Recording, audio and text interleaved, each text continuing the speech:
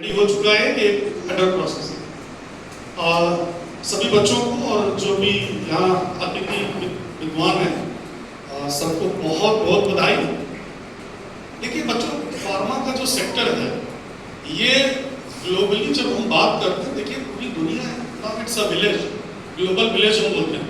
अभी कल आपने मोदी जी को सुना यूएन में जाके उन्होंने जो बातें कही, और ये जो सेक्टर है फार्मा सेक्टर, ठीक, ये असीम संभावना है इसमें। आप छोटे छोटे दो तीन एग्जाम्पल दूंगा, यू कैन डू एनीथिंग।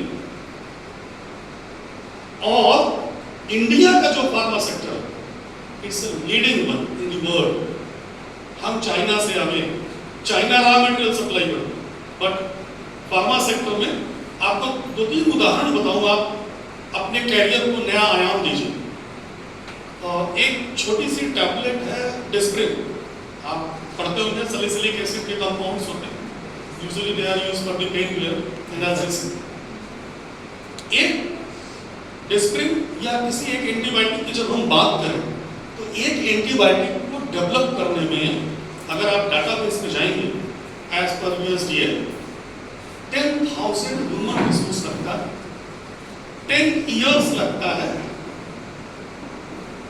और 10 मिलियन यूएस डॉलर एक्सपेंस होने के बाद after the primary trial, secondary trial, पहले हम लोग इन विट्रो ट्रायल करते हैं, आप पढ़ते हो, आप फार्मा में हो, we can't go for the trial directly on human और एनी एनिमल, तो पहले हम इन विट्रो स्टडी करते हैं, देन हम एनिमल ट्रायल में जाते हैं, ठीक है।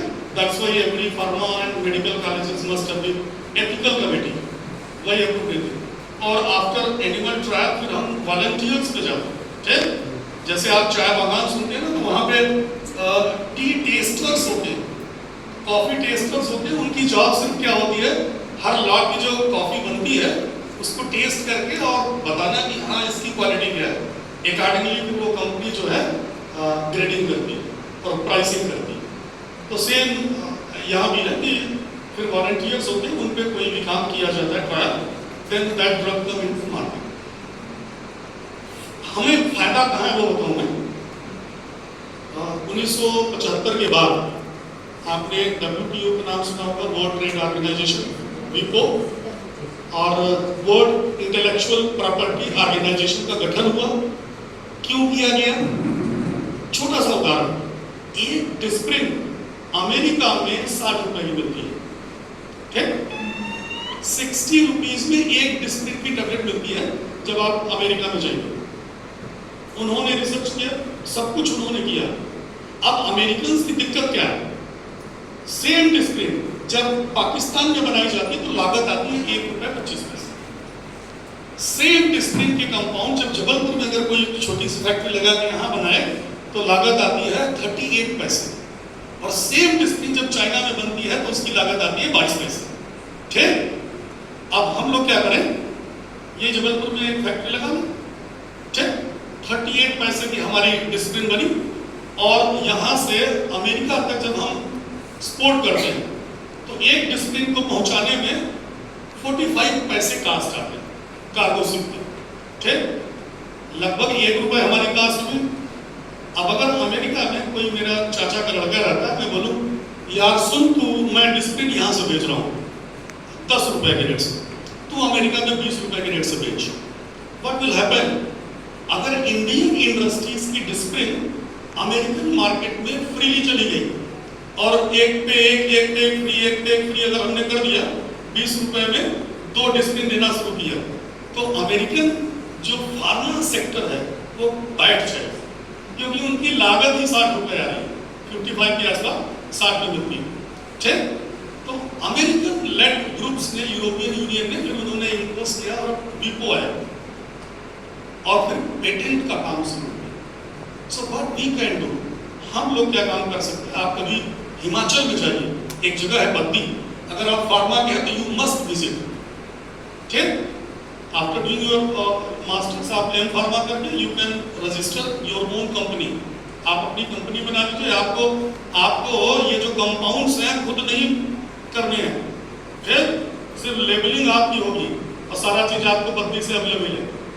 यही बैठे बैठे आप एंटरप्रेन्योरशिप, आप उस पे ट्राई करो, जॉब के पीछे मत जाओ। एनईपी 2020 जो राष्ट्रीय शिक्षा नीति है, इसका मूलभूत उद्देश्य यही है। 3 चीजों पे जोर दिया गया है। स्किलिंग, आपके अंदर कोई एक स्किल होनी चाहिए, आप जीवन में कभी बेरोजगार नहीं होंगे। ठीक, स्किल आपने सीख लिया तो उसको और इंप्रूव करिए, आप स्किलिंग। और अगर कोई एरिया आपको अच्छा नहीं लग रहा, चेंज योर एरिया, री स्किलिंग। और इसी पे जोर दिया जा रहा है। उदाहरण बताऊं, एक छोटा सा देश है ताइवान। रोज चाइना वाले कहते हैं आज मार दूंगा, आज मार दूंगा, कुछ नहीं कर पाएंगे अभी भी। और जो चिप होता है, आप सेमीकंडक्टर आपने पढ़ा होगा, आजकल खूब मोदी जी उस पर चर्चा कर रहे हैं कि हम, है ना, 90% जो कब्जा है ताइवान का। आज अगर ताइवान बंद कर दे तो दुनिया की ढेर सारी ऑटोमोबाइल इंडस्ट्री से लेके और एरोशिप तक की सब बंद हो जाए। ठीक, तो सिंपल सा है, ताइवान ने भारत सरकार के सामने प्रपोजल रखा कि मुझे 2 लाख ट्रेंड ह्यूमन रिसोर्स चाहिए। तो बड़े शर्म की बात है, हम 1.25 लाख सप्लाई कर पाएंगे? हमारे पास है नहीं। बाजार मोबाइल खेलो और बोल दो कि बेरोजगारी है, सरकार नौकरी नहीं दे रही है। दे तो रही है ताइवान वाले, 35 लाख रुपए एनुअल दे रहे हैं इंडियन करेंसी में। बट आपके अंदर स्किल होनी चाहिए।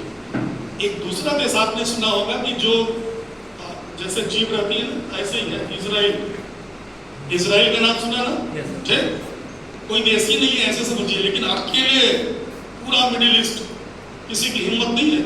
इजराइल ने हमसे 2 लाख ह्यूमन रिसोर्स मांगे। मैं आप उत्तर प्रदेश की बात बताऊं, माननीय योगी जी ने 3 स्पेशल कैंप कराए।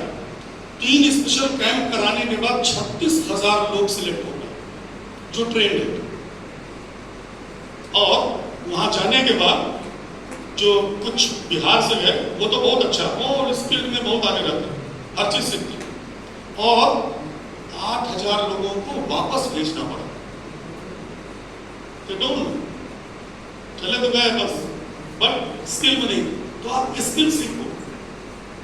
एक स्किल अगर आपको आ गई तो आप और करिए।